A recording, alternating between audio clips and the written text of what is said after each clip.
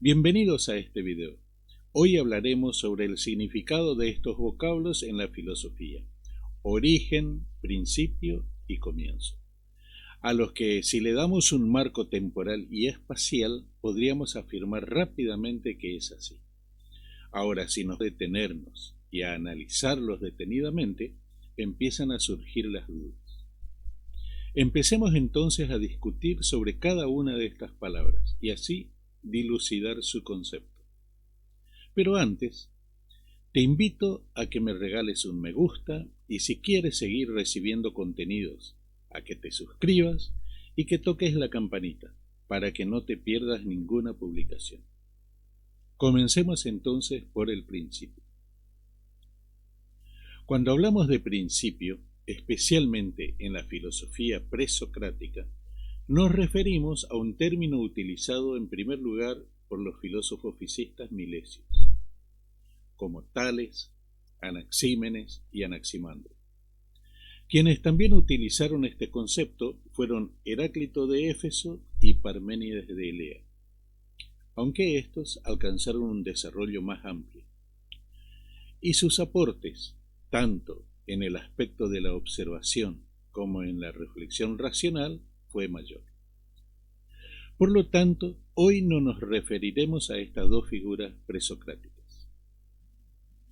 El término utilizado por los filósofos fisicistas fue el arché o el arjé, que significa principio, pero no en sentido temporal ni espacial.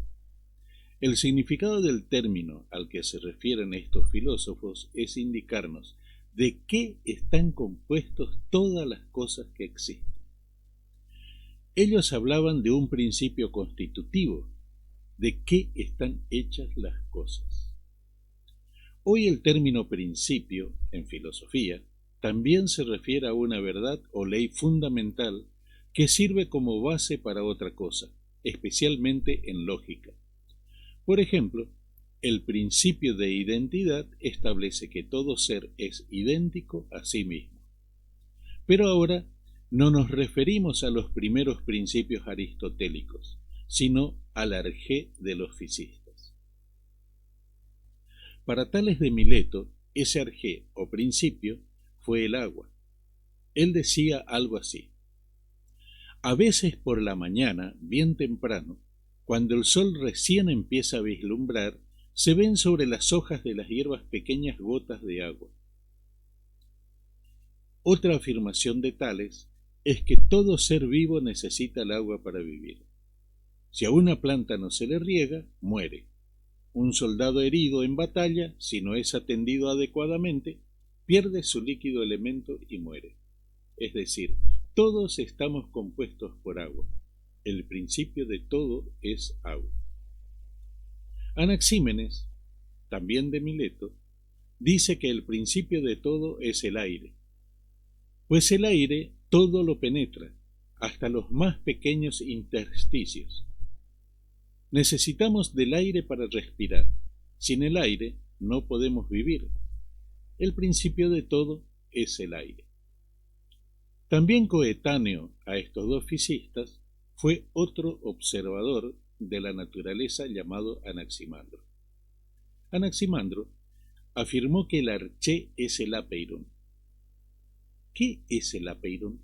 Es una composición, una mezcla difusa de los cuatro elementos que son el agua, el aire, el fuego y la tierra, además de lo cálido y lo frío, que depende de la presencia o ausencia del fuego.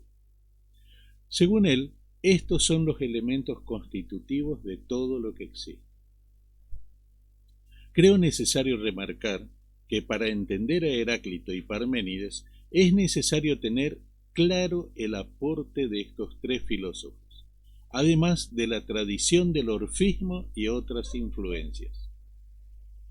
Ahora bien, en cuanto al origen, he dedicado un video al significado que le da Karl Jasper al mismo.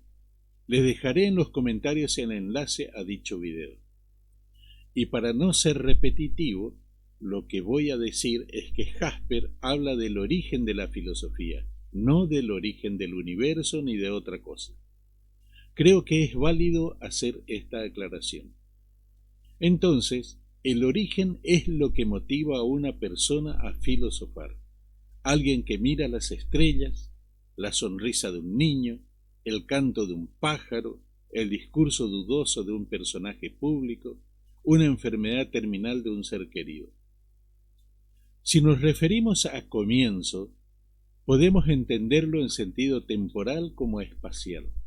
Hoy podemos decir que la filosofía occidental continental comenzó en la región helenística romana de entonces, región de la que hoy forma parte Turquía y otros países del Medio Oriente, además de Grecia, Egipto y la península itálica, con sus islas. Si nos referimos a comienzo en sentido temporal, serían las fechas comprendidas entre el 700 al 600 a.C. Para concluir, podemos decir que en la cotidianeidad se puede utilizar estos términos como sinónimos, pero al realizar una reflexión filosófica es oportuno aclarar su sentido semántico para no generar confusiones. Para seguir recibiendo contenido, te invito a que te suscribas y toques la campana, así no perderás ninguna entrega del canal. Es todo por ahora, nos encontramos en la próxima entrega.